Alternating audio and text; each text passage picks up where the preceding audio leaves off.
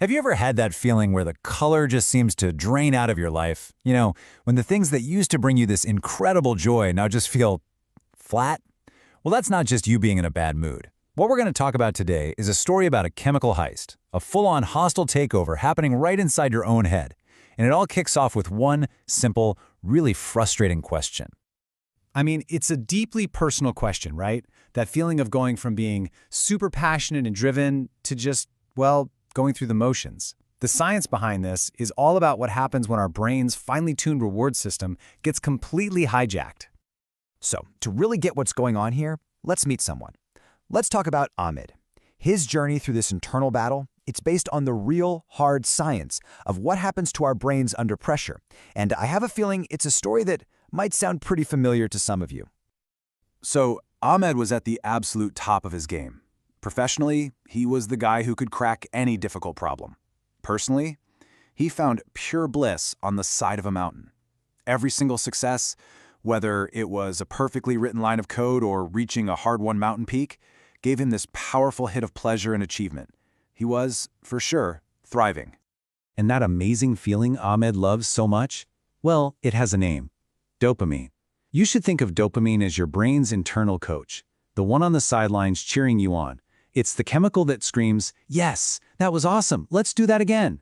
It's really the engine of our ambition. And this, right here, is the brain's perfect reward loop in action. It's simple, really. Ahmed would face a challenge, he'd overcome it, and his brain would reward him with a nice hit of dopamine.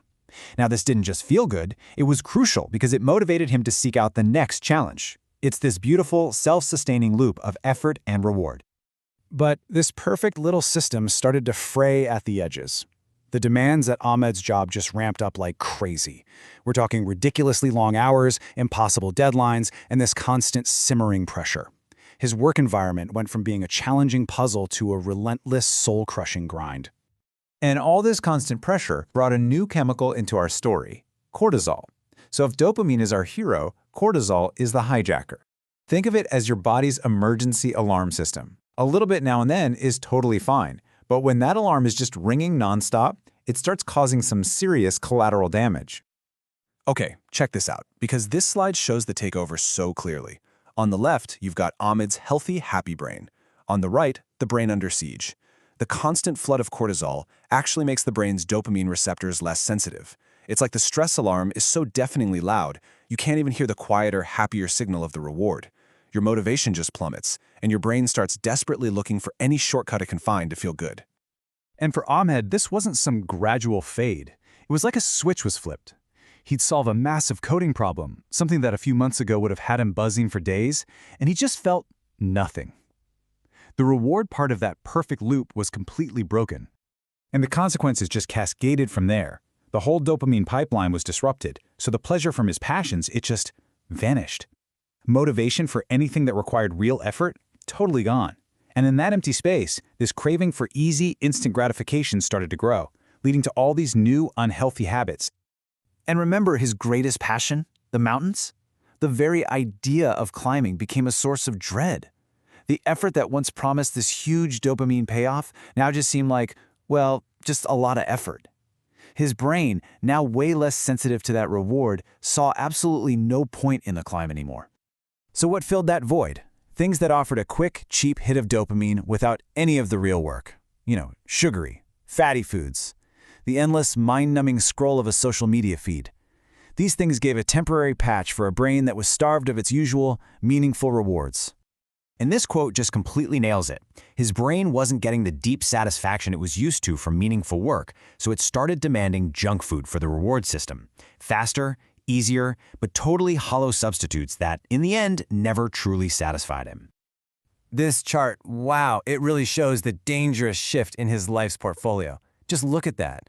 The very things that built his identity and happiness, his work, his hobbies, are absolutely dwarfed by the quick-fix distractions that have taken over. It's a perfect visual of the hijack in progress. But this was the turning point. Ahmed finally realized this wasn't a character flaw. He wasn't suddenly lazy or losing his edge. No, this was way deeper. He was dealing with a physiological problem. His brain chemistry had been fundamentally changed by chronic stress. And you know what? That realization opened up a path to taking back control. It wasn't instant, but the steps were clear. It started with just awareness, naming the problem for what it actually was. Then came action, seeking help, fixing his work-life balance, building new habits. And finally, recovery, which just required patience as his brain slowly began to heal and recalibrate itself. If you take just one thing away from Ahmed's story, please let it be this. What he went through wasn't a failure of his character. It was a biological response to an unsustainable environment. This whole thing is a story about chemistry, not about weakness. And that, of course, brings the question right back to you. Do you see parts of Ahmed's story in your own life? Have your greatest passions started to feel more like chores? Are you finding yourself reaching for more of those quick fixes? It's a really important question worth asking yourself. Because recognizing the hijacker is always the first step to taking back the controls. This isn't just a story about stress. It's a story about the incredible power we all have to heal our own brains.